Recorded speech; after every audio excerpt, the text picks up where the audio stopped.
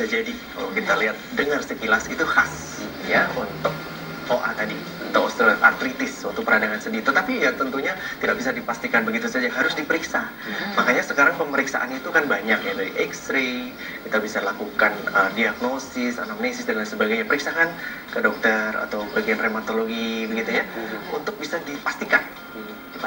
Tapi kemungkinan menuju ke arah sana karena ada krepitasi ya istilahnya, ada suara cracking. Terus apa kalau turun itu sakit ya, turun dari tangga sakit, lalu ada suara-suara kotak-kotak itu ya. Karena pada OA ini juga terjadi gangguan pada cairan sendinya tadi atau bantalannya. Di sendi kita itu bantalannya apabila mengalami gangguan maka akan mempengaruhi pergerakan.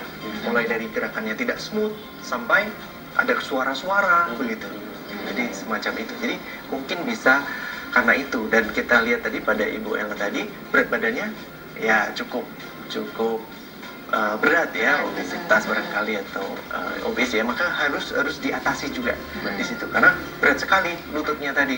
Apalagi turun tangga, dikatakan turun tangga itu lutut menyangga berat badan bisa double dari berat badannya itu 72, berarti yang disangga lutut itu ditambah gravitasi dan lain sebagainya hampir 100 lebih ya, 140 lebih. Jadi kalau kita mau awet sendinya, lifestyle-nya perbaiki.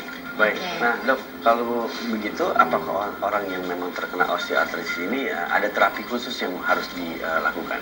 Ya, pertama apabila sudah terjadi peradangan sendi, dikompres. Itu paling mudah ya, kompres. Tapi apabila sudah menahun gangguannya, maka kompres biasanya air dingin ya apabila itu suatu cedera atau suatu gangguan yang akut, dalam artian pada saat itu kompres dingin ya. Lalu intinya adalah meredakan inflamasi atau peradangan. Maka biasa digunakan obat-obatan antiinflamasi. Ya, lebih baik dikonsultasikan ke dokter ya.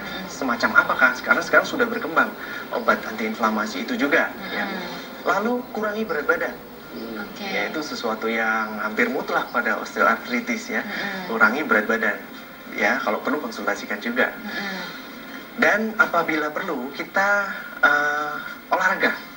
olahraga yang bisa menghemat sendi tadi ya, contohnya berenang. Tapi apabila susah menemukan air gitu ya, nggak ada kali, nggak ada kolam renang ya, kita gunakan sepeda bisa dibandingkan lari, itu akan lebih bagus. Tetapi jangan terus olahraga lari maraton begitu ya. Udah sakit sendi lari maraton maka akan nyeri. Mengurangi aktivitas yang membebani aktivitas tubuh sendi gitu yang ya. mengalami peradangan tersebut.